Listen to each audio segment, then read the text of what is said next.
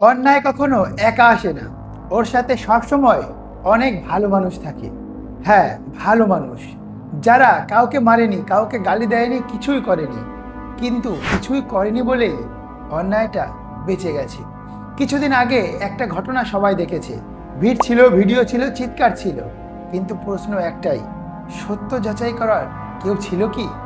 অন্যায়কে থামাতে সবাইকে খারাপ হতে হয় না, কয়েকজন ভালো মানুষ চুপ থাকলেই যথেষ্ট। আপনি এই ভিডিওটা দেখেছিলেন, হয়তো আফসোসও হয়েছিল, কিন্তু তারপর আপনি কি করেছিলেন?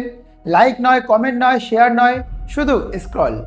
আমি বলছি না আপনি খারাপ, আমি শুধু বলছি আপনার নীরবতাটাই অন্য কারোর জন্য ভয়ঙ্কর হতে পারে। সবাই লড়তে পারে না, কিন্তু সবাই চুপ না থাকার সিদ্ধান্ত নিতে পারে। একটা ভিডিও শেয়ার করা আজকের দিনে একটা অবস্থান নেওয়ার মতোই। এই ভিডিওটা শেয়ার করুন, যাতে আর কেউ বলতে না পারে সবাই চুপ ছিল। কমেন্ট করুন, কারণ নীরবতার চেয়ে একটা বাক্য অনেক শক্তিশালী। ভালো মানুষ হয়ে চুপ থাকবেন না, কারণ ইতিহাসে চুপ থাকাদের নামও লেখা থাকে।